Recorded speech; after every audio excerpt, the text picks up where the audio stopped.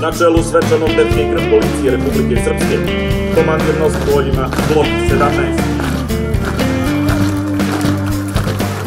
I četvrti ešalon je formiran od policijski Marić i glavni inspektor Igor Bužić. Kolona jedinice za podršku nose crnu taktičku uniformu, viši inspektor Milan Balač i mlađi inspektor Nenad Stevandić.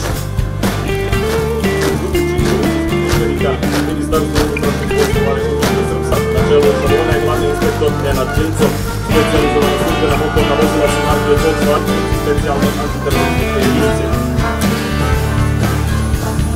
Finansiranje projekta proizvodnje jednog kontrolnih je Vlada Republike Srpske. Serijsko modernizuju borbena oklopna vozila M85, vozilo službu zaštite vojnih i drugih korisnika.